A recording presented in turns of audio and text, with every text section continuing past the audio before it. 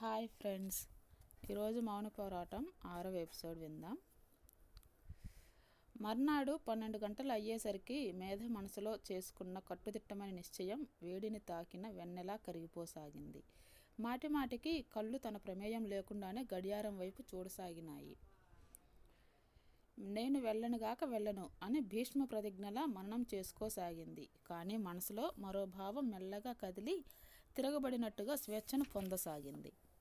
ఎందుకు వెళ్ళకూడదు అని ఒకసారి, వెళితే తప్పేముంది అని మరొకసారి, మాట ఇచ్చి తప్పటమా అని మరొకసారి, అతను ఎదురుచూస్తూ ఉంటాడు అని ఇంకొకసారి తర్కించసాగింది. తర్కం మారంలోకి దిగింది. మారం చివరికి నేను వెళ్ళి తీరాలి, పద నువ్వు అనే హఠంగా మారింది. మేధకు ఎన్నడూ లేనిది చాలా నిస్సహాయంగా అనిపిస్తోంది. విజయ్ దగ్గర నుంచి ఫోన్ వచ్చింది. మర్చిపోలేదుగా, 4 గంటలకు రావాలి, మరి ఎక్కడ మర్చిపోయానంటుందోనని గుర్తు చేశాడు. విజయ్ దగ్గరికి వెళితే ఇక అతనిని కలవనీయడు. అదే నయం అనుకుంది. మేధ తయారై బయలుదేరబోతుంటే రోహిణి వచ్చింది. ఓ సారీ, నువ్వు విజయ్ దగ్గరికి వెళ్తున్నావు కాబోలు, నేను ఆ మాటే మర్చిపోయాను సుమా అంది నొచ్చుకుంటూ. మేధకి నవ్వు వచ్చింది. రోహిణి మర్చిపోవటమా? విజయ్ గురించిన ఏ సంగతి మర్చిపోదు. విజయ్ మనసు తనకంటే రోహిణికి బాగా తెలుసునేమో. నువ్వు కూడా రావా అంది. నేనా? విజయ్ నన్ను టీకి పిలవలేదుగా అంది. నేను తోడు రమ్మనమని పిలుస్తున్నాను. నాతో వస్తే వద్దని అనడు. పైనుంచి నా అతిథి దేవతవి కాబట్టి నీకు రెట్టింపు మర్యాదలే దొరుకుతాయి. కానీ విజయ్... సందేహాలు మానేయి, రమ్మంటే వచ్చేయాలి అంతే అంది దారి తీస్తూ. రోహిణికి మనసులో చాలా ఆనందంగా అనిపించినా పైకి తప్పనిసరిగా అన్నట్లుగా ముఖం పెట్టి వచ్చింది. ఇద్దరూ విజయ్ ఇంటికి వచ్చారు. కారు హారన్ వినగానే విజయ్ త్వనే స్వయంగా గబగబా బయటికి వచ్చాడు.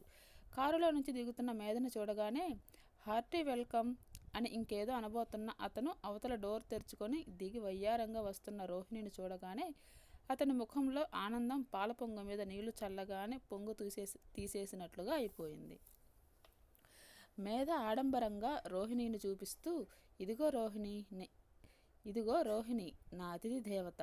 మనం టీ తాగుతుండగా మధ్యలో ఎవరైనా నీ క్లయింట్ వచ్చి నిన్ను ఎత్తుకుపోతే నాకు బోరు కొట్టకుండా తోడు కోసం నేను రోహిణిని వెంట తెచ్చుకున్నాను. తనకు ప్రత్యేకంగా నువ్వేం పెట్టనవసరం లేదు. నాకు పెట్టిన దాంట్లోనే మేమిద్దరం చిరసగం పంచుకుంటాం అంది. విజయ్ ముఖంలో కనిపించిన ఆశాభంగం చూడగానే రోహిణి కళ్ళలో చివ్వున నీళ్లు రాబోతున్నాయి. ఎలాగూ కష్టం మీద నిగ్రహించుకుంది. తనకి ఎలాగైనా సరే ఇక్కడికి రావాలని ఉంది. విజయ్కి తన రాక ఇష్టం లేదని తెలుసు. అయినా సరే తను ఉండలేదు. విజయ్ తనని ఒక పీడలా చూస్తాడు. సకల కళాశోభితంగా ఉన్న మేధ ముందు ఇంకే ఆడపిల్ల ఎవరికీ కంటికి ఆనదు. మొదట్లో రోహిణికి మేధ అంటే చాలా ఈర్ష్యగా ఉండేది. కానీ అది నిగ్రహించుకుంది. మేధను చూసి కుళ్ళుబోతుతనంతో దూరంగా వెళ్ళే కంటే మేధకి స్నేహితురాలుగా దగ్గరగా ఉంటే చాలా లాభాలు ఉన్నాయి. నలుగురిలో తనకి గుర్తింపు, గౌరవం వస్తాయి. మేధ చుట్టూ చాలా డబ్బుగల అబ్బాయిలు ఉన్నారు. పరిచయం పెరిగిన కొద్దీ మేధ విజయ్ని ఆట పట్టించి ఏడిపించడం గమనిస్తూనే ఉంది. అయినా సరే విజయ్కి మేధ అంటే అపరిమితమైన ఇష్టం. ఆమె అన్నదేది అతను పట్టించుకోడు, నవ్వుతూ తీసేస్తాడు. రోహిణి తను కూడా అదే మనస్తత్వం నేర్చుకుంది. కానీ అంత వద్దనుకున్నా అతని చిరాకైన చూపులు, విదిలింపు నిండిన మాటలు ఆమె మనసును అప్పుడప్పుడు గాయపరుస్తూనే ఉంటాయి. ఇప్పుడు కూడా అలాగే జరిగింది. రండి, విజయ్ ముఖం మార్చుకుని అయిష్టంగా ఆహ్వానించాడు. మేధకి విజయ్ ముఖంలో చిరాకు చూసేసరికి ఫక్కున నవ్వాలనిపించింది. చిన్నప్పటి నుంచి అంతే. అతనికి నచ్చని పని చేసి ఏడిపించడం సరదా. అతను లోపల ఎంత కొత్త ఉడికినా, దుమదుమలాడినా సంస్కారం పేరిట ఏ భావము పైకి రానియడు. మేధకి అతను వేసుకున్న ఆ సంస్కారపు ముసుగు చీల్చాలని, అతని పెదవుల మీద కనిపించే ఆ చిరునవ్వు తెచ్చిపెట్టుకున్నదని నిరూపించాలని అప్పుడప్పుడు మరీ అనిపిస్తూ ఉంటుంది. ముగ్గురు లోపలికి వచ్చారు. విజయ్ ఇంట్లో అతనికి కాలం చాలా విలువ అన్నట్లుగా తెలియజేస్తూ అక్కడక్కడ పెద్దవి చిన్నవి గడియారాలున్నాయి. టేబుల్ మీద అందమైన బట్టపరిచి ఖరీదైన టీ సెట్ పెట్టి ఉంది. బిస్కెట్టు, పళ్ళు అందంగా అరేంజ్ చేసి ఉన్నాయి. నీకు ఇష్టమని తెప్పించాను, బెంగాలీ స్వీట్స్ చూపిస్తూ అన్నాడు. మేధ, రోహిణి కూర్చున్నారు. అబ్బా, ఇన్ని గడియారాలు చూస్తుంటే నాకు భయం వేస్తోంది అంది మేధ.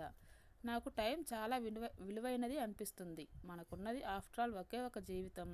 దాని వ్యవధేమో బహు కొద్దిసేపు. జీవితం వీలైనంత సిస్టమేటిక్గా అరేంజ్ చేసుకొని వీలైనన్ని సుఖాలు అనుభవించేయాలని నా సిద్ధాంతం అన్నాడు విజయ్. అబ్బా, బోర్ అంది మేధ. అయితే నేను ఆ టాపిక్కి ఎత్తను, నీకు ఏది ఇష్టమో చెప్పు అన్నాడు. విజయ్ తనే స్వయంగా టీ కలిపి అందించాడు. మేధ ఆ కప్పు అందుకొని అతిథి దేవతకి మర్యాద చేయాలిగా అంటూ రోహిణికి ఇచ్చింది. రోహిణి ఆ టీ తాగుతుంటే విజయ్కి ఉక్రోషం వచ్చినంత పని అయింది. అతని దవడ ఎముక బిగిసింది. అతను చూసిన ఆ చూపుకి రోహిణి చేతుల్లో నుంచి ఆ కప్పు లాక్కుంటాడో లేక ఈడ్చి చెంప మీద ఒకటి కొడతాడా అనిపించింది. కానీ అంతలోనే అతని సంస్కారపు బురక అతని ముఖం మీదకి ఆచ్ఛాదనంగా వచ్చేసింది. పెదవుల మీద చిరునవ్వు మెదిలింది. ఎప్పుడు ఎవరికి ఏవి ప్రాప్తమో మనకు తెలియదు కదా. దానిని మన వాళ్ళు కర్మ సిద్ధాంతం అని చెబుతారు. నువ్వు తాగాలని నేను అందించిన టీ కప్పు రోహిణి చేతుల్లోకి వెళ్ళింది అన్నాడు. అవునవును అంది మేధ. మేధ అలా ఒప్పుకోవటంతో అతని కోపం ఇంకా రెట్టింపు అయింది. మేధ, నీకో మంచి మాట చెబుతానన్నాను గుర్తుందా అడిగాడు. అవును, ఎందుకు గుర్తులేదు? గుర్తుంది. ఏమిటా మంచి వార్త అని మనం అనుకున్నాం కదూ రోహిణి అంది మేధ. రోహిణి తల ఊపింది. అందుకేగా, ఆ ఆనందం పంచుకోవటానికేగా రోహిణిని వెంట తెచ్చుకున్నాను అంది.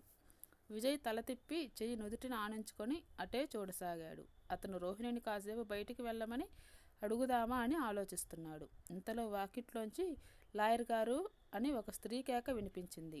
విజయ్ టైం చూసుకున్నాడు. అతను లేచి బయట వరండాలోకి వెళ్లే లోపల ఆవిడే లోపలికి వచ్చింది.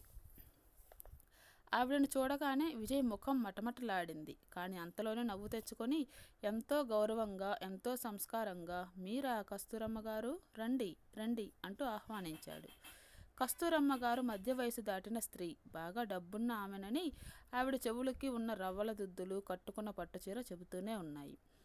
మేధ, ఈమె కస్తూరమ్మ గారు నా క్లయింటు. వీరి తండ్రి గారి మీద వేసిన దావా నేనే చూస్తున్నాను. కస్తూరమ్మ గారు, ఈ అమ్మాయి మేధ అతను చెబుతుంటే ఆవిడ మధ్యలోనే అందుకుంది. అయ్యో, ఈ అమ్మాయి నాకు తెలియకపోవటం ఏమిటి? వైదేహి గారమ్మాయి కదూ. మొన్న నీ డాన్స్ చూశానమ్మా, చాలా బాగుంది అంటూ ప్రశంసలు మొదలుపెట్టింది. ఇంతలో ఫోన్ మోగింది. ఎక్స్క్యూజ్ మీ అంటూ వెళ్ళాడు విజయ్. మేధ వెంటనే ఆవిడతో, విజయ్ మీ గురించి చెబుతూ ఉంటాడండి, మీరు చాలా మంచివారట, అసలు ఎప్పుడు వచ్చినా కొద్దిసేపు కంటే ఎక్కువ కూర్చోరట, కస్తూరమ్మ గారు ప్రత్యేకమైన వ్యక్తి అంటూ ప్రశంసిస్తాడు అంది. ఆ మాటలు వినగానే ఆవిడ ముఖం చాటంత అయింది. లాయర్ గారు చాలా మంచివారు అంది. మీరేదో పార్టీలో ఉన్నట్లున్నారు, నేను డిస్టర్బ్ చేశానా ఏమిటి అంది ఆవిడ నొచ్చుకుంటూ. అబ్బెబ్బే, అదేం లేదండి, కూర్చోండి కూర్చోండి అంది మేధ. విజయ్ వచ్చాడు. కస్తూరమ్మ గారు అన్నాడు. లాయర్ గారు, నాకేం తొందర లేదు, నేను వెయిట్ చేస్తాను, మీరు కానివ్వండి అంది. విజయ్కి ఆవిడ మాటలు గరళం మింగినట్లు అయింది. మేధ, నువ్వు రోహిణి కూర్చొని మాట్లాడుతూ ఉండండి, నేను ఇప్పుడే వస్తాను. కస్తూరమ్మ గారు, రండి, మీరు కాగితాల మీద సంతకాలు పెడుతురు గాని. అతడు ఆవిడని కన్సల్టింగ్ రూమ్లోకి తీసుకువెళ్ళాడు. 5 నిమిషాలు గడిచాయి.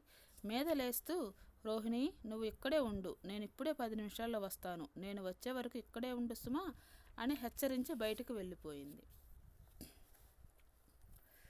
మేధ డ్రైవ్ చేస్తున్న కారు సరాసరి రజని ఇంటి ముందుకు వచ్చి ఆగింది. మేధ కారు దిగి లోపలికి వచ్చింది. తలుపు తట్టబోయింది. తలుపు తీసే ఉండటం వల్ల తెరుచుకుంది. వేగంగా వచ్చి తలుపు మీద బలంగా చేయి వేసిన మేధ అది అనుకోకుండా తెరుచుకోవటంతో తూలి పడబోయి ఆపుకుంది. లోపల రజని కిటికీ దగ్గర నిలబడి ఉన్నాడు. అతను చప్పుడుకి తిరిగి చూశాడు. మరో నిమిషం మెరుపులా ఒక్క అంగలో గుమ్మం దగ్గరకు వచ్చాడు. మేధ, అతని పెదవులు పలకలేదు, కానీ అతని కళ్ళు చూస్తున్నాయి. ఆ కళ్ళలో వేచి చూసి చూసి నిరాశ చెంది ఆ వ్యక్తి కనిపిస్తే ఒక్కసారిగా వచ్చిన ఆనందం పొంగులా వచ్చింది. అతను మేధ చేయి పట్టుకొని లోపలికి తీసుకువచ్చాడు. నేను రావద్దని అనుకున్నాను అంది మేధ.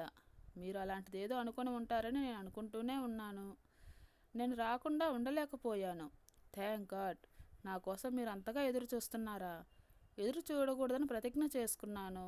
కానీ అతను నిస్సహాయంగా చూశాడు. ఎడం చేత్తో ఛాతీ మీద రాసుకుంటూ, నా వల్ల కావడం లేదు అన్నాడు.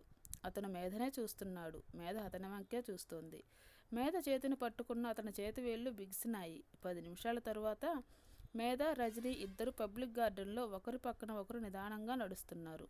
మధ్య మధ్యలో ఆగి తల తిప్పి ఒకరి వైపు ఒకరు చూస్తున్నారు. పెదవుల మీద చిరునవ్వు లాస్యం చేస్తోంది. మేధ అంది. ఇది చాలా విచిత్రంగా ఉందే. మనిద్దరికి ఒకే రకంగా అనిపించటం. నాకేమో రాకూడదు అనిపించింది, అయినా వచ్చాను. మీరు ఎదురు చూడకూడదు అనుకున్నారు, అయినా ఎదురు చూస్తూ నిలబడ్డారు. మనకు తెలియకుండానే, మన ప్రమేయం లేకుండానే ఇది జరుగుతున్నట్లుగా ఉంది. అవును, తలూపాడు. నీరెండ మొక్కల మీద నుంచి జాలువారుతోంది. పిల్లలు ఆటలు ఆడుతున్నారు. దూరంగా ఇద్దరు పెద్దవాళ్ళు వాకింగ్కి వెళుతున్నారు. మేధ, రజని ఇద్దరి మధ్య ఎక్కువ సంభాషణ జరగటం లేదు. అయినా అలా ఒకరి పక్కన ఒకరు మౌనంగా నడవటమే ఎంతో ఆనందంగా ఉంది. ఇద్దరూ నడుస్తుంటే మేధ చేయి రజనీ చేతికి తగిలింది. ఇద్దరికీ ఆ స్పర్శ వినూత్నమైన అనుభూతిని ఇస్తోంది. మరో 4 అడుగులు వేశారు. రజనీ చేయి ఈసారి మేధ చేతికి తగిలింది. ఇంకో 2 అడుగులు వేశారు. నాకు ధైర్యం లేదు అన్నాడతను ఎటో చూస్తూ తగ్గు స్వరంతో. నాకు చాలా ధైర్యం ఉంది అంది మేధ అంతకంటే తగ్గు స్వరంతో. ధైర్యం గలవాళ్ళలో చొరవ తీసుకోవాలి. చొరవ తీసుకున్న వాళ్ళ మీదనే బాధ్యత ఎక్కువ ఉంటుంది అంది మేధ. అలాగా, ఆ విషయం నాకు తెలియదు సుమా. క్షణం గడిచింది. రజనీ చెయ్యి మెల్లగా, అతి మెల్లగా ముందు మేధ చేతివేళ్ల కొనలను తాకింది. తర్వాత చిటికెన వేలు పట్టుకుంది. తర్వాత ఒక వేలు వెంట ఒకటి అన్ని వేళ్ళు అతని గుప్పిట్లోకి వచ్చాయి. అతని చేతివేళ్లు ఆమె చేతివేళ్లతో జతకలిసి ఏకమైనట్టుగా బంధింపబడినాయి. మేధ చేయి అతనికి ఆసరా ఇస్తోంది. ఇద్దరూ నడుస్తున్నారు మౌనంగా, ప్రశాంతతలోకి, ఆనందంలోకి, ఆత్మీయతలోకి. వారి కళ్ళ ముందు అనుభవిస్తున్న సూర్యుడి ఆ ఎర్రటి వెలుగు ఒక ఆనందపు లోకంలా ఉంది. తరువాత నిన్న సాయంత్రం రజని తన కారులో వస్తుంటే భానుమతి ఆంటీ చూసింది. ఆవిడను చూడనట్టు తను వెళ్ళాలనుకుంది, కానీ సాధ్యం కాలేదు. ఆవిడ మేధను చూడగానే రోడ్డుకు అడ్డంగా పరుగెత్తి వచ్చి కారుకు ఎదురుగా నిలబడి అనుపమ చేయి ఊపడంతో కారు తప్పనిసరిగా ఆపాల్సి వచ్చింది. అబ్బబ్బా, గంట నుంచి చూస్తున్నాను, ఒక్క ఆటో దొరకలేదు. వెధవ బస్సులు రానే రావు. ఆవిడ కారులో ఎక్కి కూర్చుంటూ రజనీని చూసి ఈ అబ్బాయి ఎవరు అని అడిగింది. రజని నా ఫ్రెండ్కి అన్నగారు. ఏ ఫ్రెండ్? ఆరాగా చూసింది. శారద అని. మీకు ఆ అమ్మాయి తెలియదులేండి. ఇతని క్లబ్లో ఆనంద్తో చూసిన గుర్తు. అవును, ఆనంద్ కజిన్. మీలాగే బస్సు దొరక్కపోతే లిఫ్ట్ ఇస్తున్నాను. అది నాకు మనుషులు ఒకసారి చూస్తే గుర్తుంటారు. ఆవిడ రజనిని పలకరించింది. ఏం చేస్తున్నావు బాబు? అడ్వర్టైజింగ్ కంపెనీలో పనిచేస్తున్నానా ఆంటీ? మేధ తనే చెప్పేసింది. ఇక్కడ ఆపుతారా? రజనీ అడిగాడు. మేధ కారు ఆపింది. అతను దిగి thank you for the lift అనేసి వెళ్ళిపోయాడు. మేధ ఆ రాత్రంతా నిద్రపోలేదు. రజనీకి తను అలా చెప్పటం కోపం తెప్పించిందా అని మదనపడసాగింది. కోపం వచ్చే ఉంటుంది, లేకపోతే అలా ముక్తసరిగా అనేసి వెళ్ళిపోడు అని అనుకుంది. ఆ భానుమతి ఆంటీ మూలంగా తను అంత క్రితం పొందిన ఆనందం అంతా బూడిదపాలు అయినట్టయింది. ఆ పొందిన సంతోషం మూలంగానే ఇప్పుడు పడే ఈ బాధ 1000 రెట్లుగా అనిపిస్తోందని మేధకు తెలియదు. ఉదయం కాలేజీకి వెళుతూనే రజనీ గది ముందు కారు ఆపింది. రజనీ కిటికీలో అద్దం పెట్టి గడ్డం చేసుకుంటున్నాడు. మేధను చూడగానే మేధ అన్నాడు. అతని కళ్ళలో ఆనందం చూసిన తర్వాత గానీ మేధకు ఊపిరి అందినట్టు అవలేదు. నిజం చెప్పు, నిన్న ఎందుకు అలా వెళ్ళిపోయావు? నా మీద కోపం వచ్చిందా అంది నిలదీస్తూ. నీ మీద కోపమా? ఎందుకు? అన్నాడు ఆశ్చర్యంగా. భానుమతి ఆంటీ ముందు అలా తెలియనట్టు మాట్లాడానని. ఓ అదా, దాని కోపం ఎందుకు వస్తుంది అన్నాడు. మరి అలా ముక్తసరిగా వెళ్ళిపోయావే? నేను అలా మాట్లాడకపోతే ఎలా? ఆవిడ చూపులు మనల్ని శల్య పరీక్ష చేస్తున్నాయి. అమ్మయ్యా, అంతే కదా అంది మేధ గోడకి చేగిరలపడి. జారి పెట్టె మీద కూలబడింది. రాత్రంతా నేను నిద్రపోలేదు. కంటి మీదకి కునుకు రాలేదంటే నమ్ము. అతను నీళ్లతో ముఖం కడుక్కొని వచ్చాడు. నేను కూడా నిద్రపోలేదు అన్నాడు. ఎందుకని అడిగింది. అతను వచ్చి మోకాల మీద వంగి ఆమెకి అభిముఖంగా కూర్చున్నాడు. ఆవిడ నిన్ను ఏం యక్ష ప్రశ్నలు వేసిందోనని భయం వేసింది. నా మూలంగా మేధకి బాధ రాకూడదు అనుకున్నాను. రాత్రంతా నిద్రపోలేదు. ఇదే వేదనతో గడిపాను. నిజంగానా? అతని కళ్ళలోకి వెతుకుతున్నట్టు చూస్తూ అంది. నిజం, ఒట్టు. అతని తల మీద చేయి ఆనించుకుంటుంటే మేధ గబాలను ఆ చేయి లాక్కొని తన తల మీద పెట్టుకుంది. ఇప్పుడు చెప్పు అంది. ఏం చెప్పను? అతను తగ్గు స్వరంతో అడిగాడు. ఏదైనా సరే. మేధకి నా మూలంగా బాధ రాకూడదు. ఎందుకనట? మేధ అంటే నాకు చాలా ఇష్టం కాబట్టి. మేధ తలెత్తి చూసింది. ఆ కళ్ళు చాలా సీరియస్గా ఉన్నాయి. నేనంటే నీకు ఎందుకు ఇష్టం? అతని చూపులు రెట్టింపు సీరియస్గా ఉన్నాయి. మృదు గంభీర స్వరంతో అన్నాడు. ఎందుకంటే ఇన్నాళ్ళు నేను పుస్తకాలే సర్వస్వం అనుకున్నాను. అదే ప్రపంచం అంతా అనుకున్నాను. మేధ హఠాత్తుగా నా జీవితంలోకి సుడిగాలిలా వచ్చి నా ఆలోచనలు తారుమారు చేసేసింది. పుస్తకాలలో తలదూర్చి ఉష్ట్రపక్షిలా బతుకుతున్న నాకు పుస్తకాల కంటే మించిన ఇంకో ప్రపంచం ఉందని చూపించింది. జీవించటం అనేది ఒక మహాద్భుతమైన అనుభవం అని నాకు తెలిసేలా చేసింది. మేధ అతని షర్టుని గుండెల దగ్గర 2 చేతులతో గట్టిగా బిగించి పట్టుకుంది. ఇంకా అంది. మేధకి నేనంటే ఇష్టం కలగటం, నిస్సంకోచంగా నా దగ్గరికి రావటం, నాకు ఇదంతా ఏమిటోగా ఉంది. నా జీవితానికి ఇంత విలువ ఉందా అనిపిస్తోంది. ఈ జీవితాన్ని పదిలంగా కాపాడుకోవాలని బలంగా అనిపిస్తోంది. మేధను చూడాలని, తనతో గడపాలని నా మనసు తహతహలాడుతోంది. ఈ ప్రపంచంలో నాకెవ్వరూ లేరు అనే భావన నా నుంచి పోయింది. అతని కంఠం గద్గదికంగా అయింది. మేధ కాస్త ముందుకు వంగింది. ముఖం అతని ఛాతీకి ఆనింది. అతని గుండెల్లో తలదాచుకొని కళ్ళు మూసుకుంది. కంపిస్తున్న కంఠంతో అంది. రజనీకి ఎలా అనిపిస్తుందో సరిగ్గా మేధకు కూడా అలాగే అనిపిస్తోంది. రజనీ చెప్పిన మాటలకి మేధ డిటో డిటో డిటో అంటోంది. రజనీ కుడి చేయి మేధ భుజాల చుట్టూ పడింది. ఎడం చెయ్యి ఆమె తల మీద ఆనింది.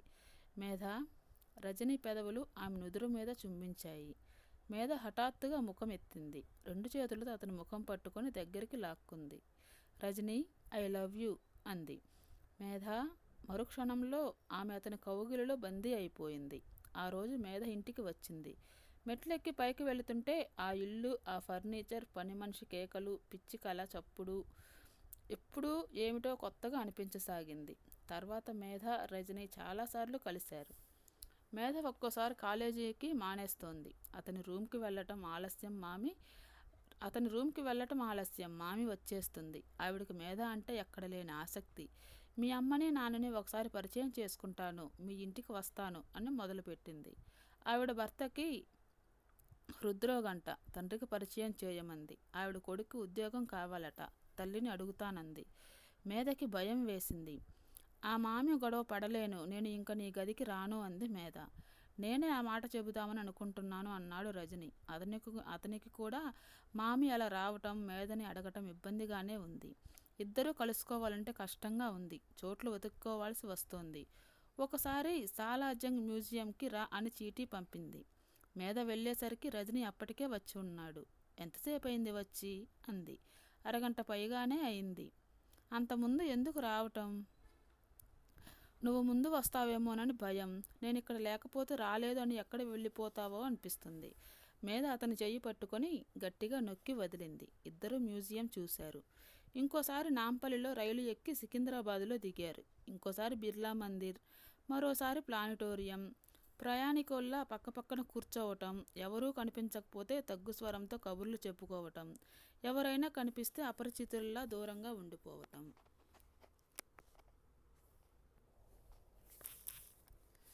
రజని అంటే తనకిష్టం అని తెలిసిన మరుక్షణంలో తల్లి, తండ్రి, విజయ్, రవిచంద్ర, సుహాసిని, పరి అంకుల్ అందరూ అతన్ని ఎవరు, ఏమిటి అని చీల్చి చెండాడుతారని మేధకు బాగా తెలుసు.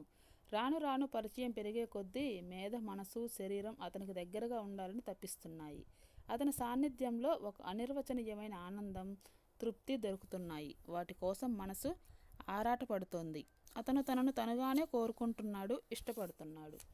తనకి తెలియనే తెలియదు అతని జీవితంలో ఒక లోటును తను పూడ్చింది. అతని ఒంటరితనాన్ని మాయం చేసింది.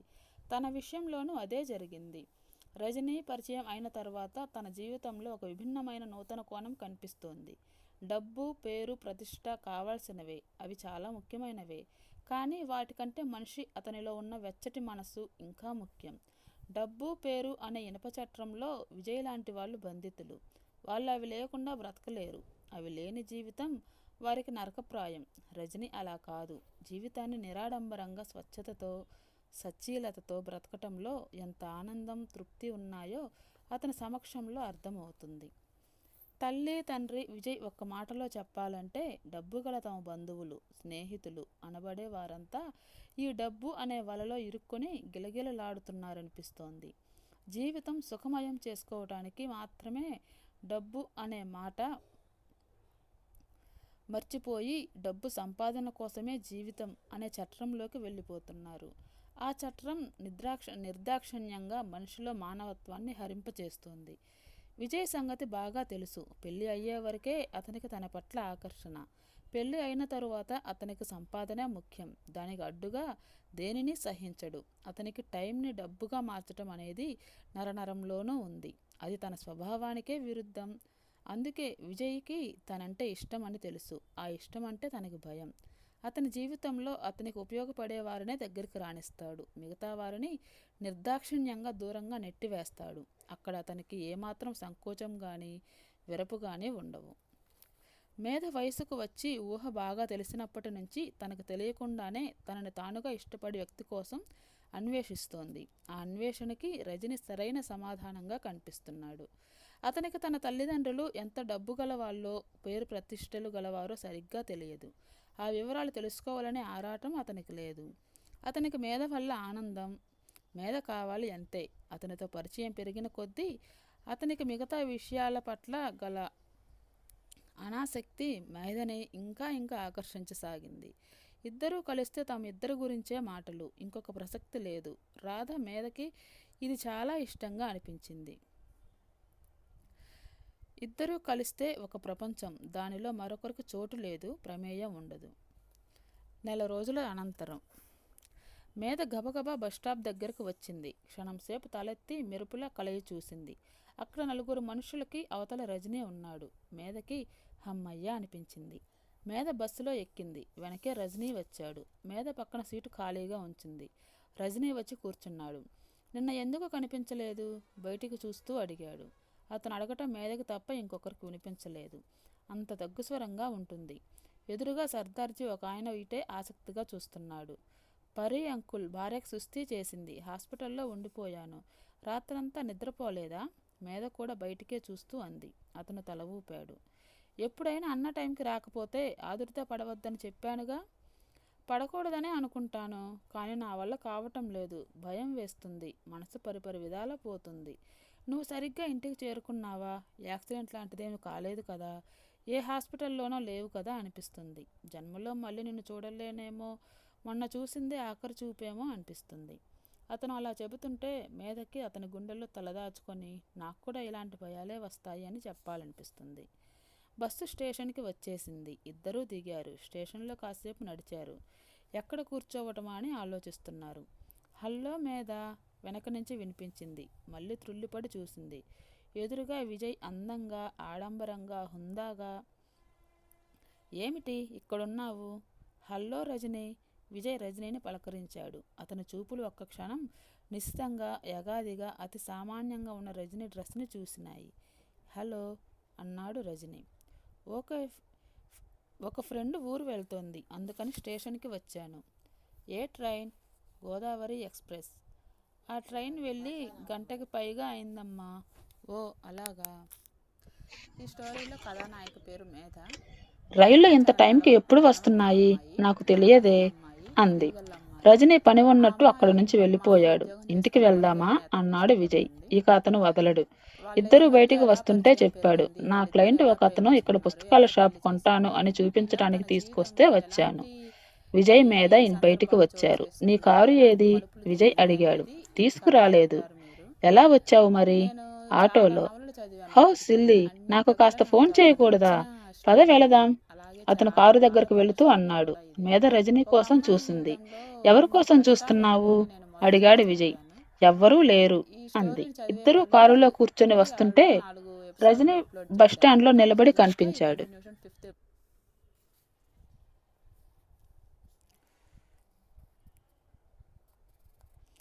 అతన్ని కూడా పిలు అంది మేధ. ఏం వద్దులే, అతనికి నాకు అంత మంచి టర్మ్స్ ఏం లేవు నిర్మోహమాటంగా చెప్పాడు. మేధ బలవంతం చేయలేకపోయింది. రజనీ వచ్చిన ప్రయోజనం ఏముంది? తను విజయ్ పక్కన కూర్చుంటే అతను వెనక సీట్లో కూర్చోవాలి. రజనీని అలా వదిలేసి రావటం మేధకు చాలా బాధగా అనిపించింది. కారు ఆపు చేయమని అరిచి దిగి అతని దగ్గరకు పరిగెత్తాలనే కోరికని బలవంతంగా నిగ్రహించుకుంది. విజయ్ తనకి వచ్చిన కొత్త కేసు గురించి చెబుతున్నాడు. మేధ బోర్గా ముఖం పెట్టి కూర్చుంది. మేధ, నువ్వు మారిపోయావు అన్నాడు విజయ్. ఎందుకలా అంటున్నావు? ఇదివరకటి జోక్స్ ఏవి? నన్ను ఏడిపించటం ఏది అన్నాడు. మేధ మౌనంగా ఉండిపోయింది. ఇంటికి వచ్చేసరికి ఇంటి నిండా అతిథులు ఉన్నారు. ప్రదీప్ ఉన్నాడు. తండ్రి మేధను పరిచయం చేశాడు. ఈయన ప్రదీప్ నాన్నగారు, ఈమె తల్లి, ఈ అమ్మాయి అక్క.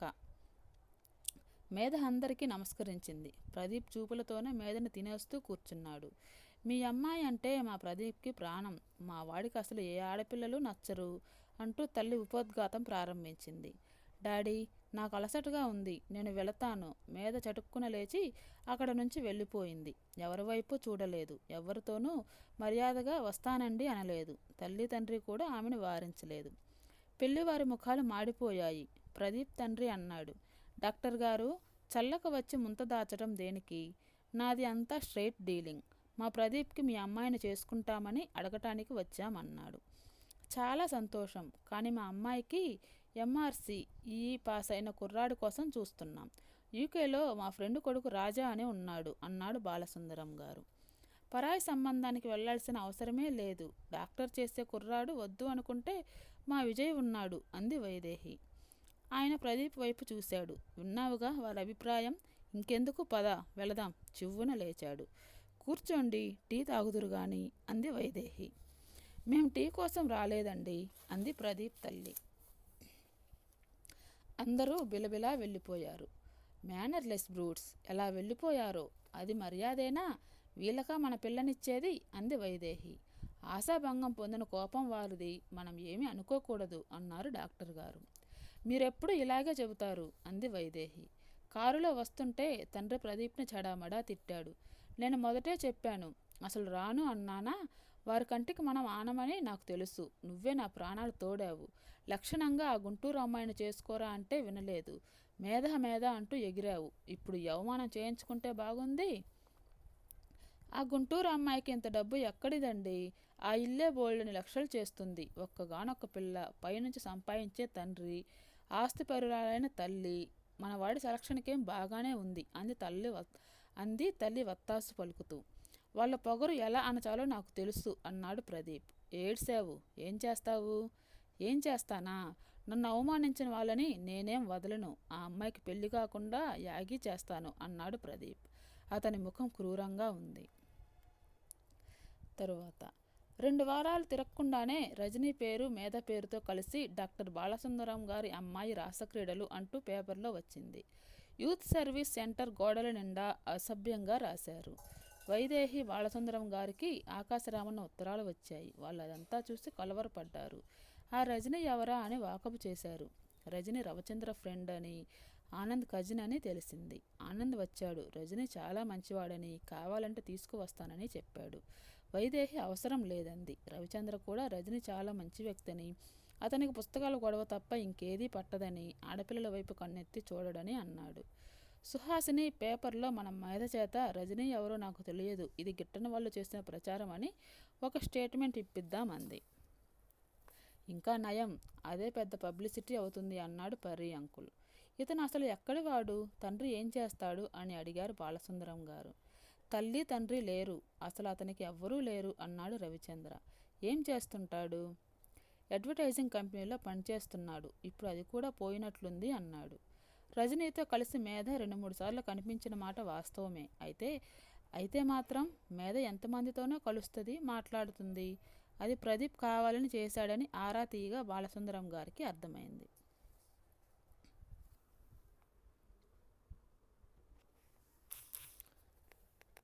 ఆ రోజు సాయంత్రం మేధ యూత్ సర్వీస్ సెంటర్కి వచ్చింది. అక్కడ ప్రదీప్ స్నేహితులు ఉన్నారు.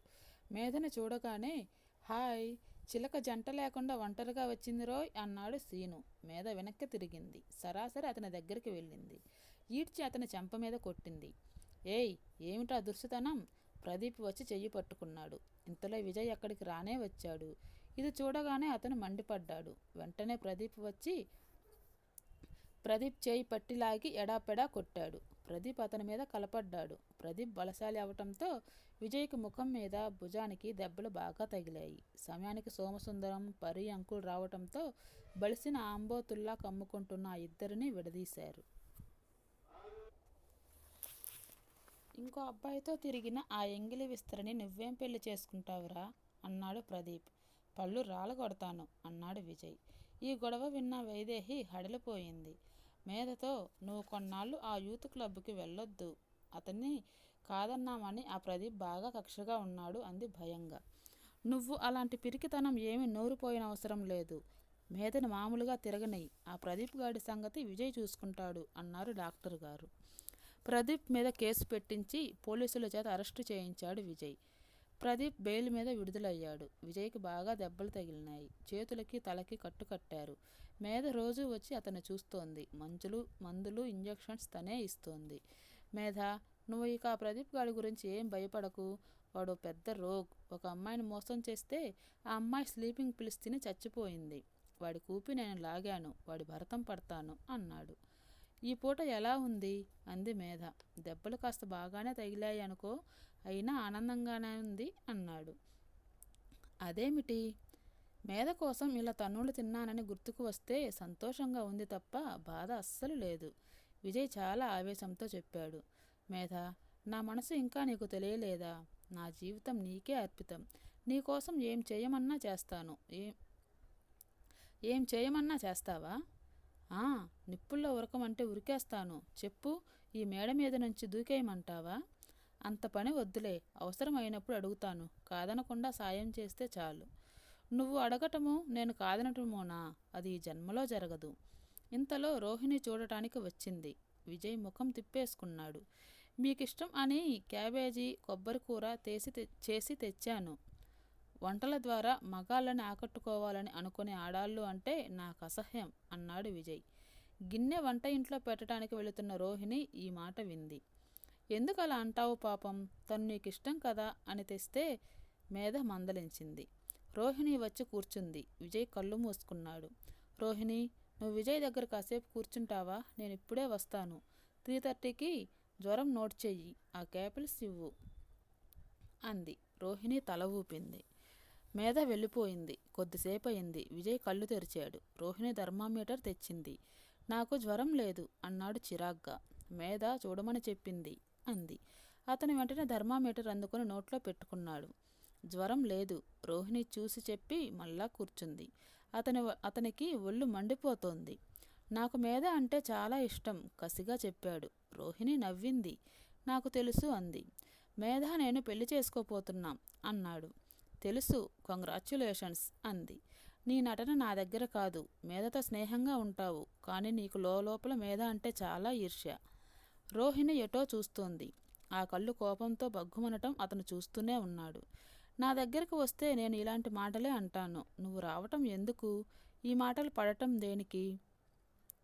రోహిణి మాట్లాడలేదు. కొద్దిసేపు అయింది. విజయ్కి కోపం తగ్గింది. చిన్న ముఖం చేసుకొని కూర్చుని ఉన్న రోహిణిని చూస్తే జాలేసింది. టైం చూసి రోహిణి మందు తెచ్చి ఇచ్చింది. ఇన్ని మాటలు అంటాను, నా మీద కోపం రాదా నీకు? అడిగాడు. రోహిణి ఒక్కసారికి పెద్దగా ఏడ్చేసింది. అతనికి ఆశ్చర్యం వేసింది. ఆ ఏడుపుకి అతని మనసు కరిగిపోయింది. నేను అప్పుడప్పుడు తిక్కగా మాట్లాడతానులే, నువ్వు పట్టించుకోకు. నాకు ఒళ్ళు మండితే నా నాలుక మీదకి ఏ మాట వస్తుందో నాకే తెలియదు అన్నాడు. మేధ వచ్చేసరికి రోహిణి విజయ్ నవ్వుకుంటూ కబుర్లు చెప్పుకుంటున్నారు. మేధని చూడగానే విజయ్ ఉలికిపాటిగా చూస్తూ వెంటనే గంటు పెట్టుకున్న ముఖంతో, చూసావా మేధ, రోహిణి ఏడ్చి నా మనసులో మంచితనం కొట్టేస్తోంది అంటూ ఫిర్యాదు చేశాడు. రోహిణి ఏడవటం వల్లనే తను అలా మంచిగా మాట్లాడాల్సి వచ్చిందని అతను లోపల బాధపడసాగాడు. అతనికి నిజంగానే ఒళ్ళు మండిపోతోంది. తనకి దెబ్బలు బాగానే తగిలాయి. మేధ కట్టింది. చూడటానికి రోజూ వస్తోంది.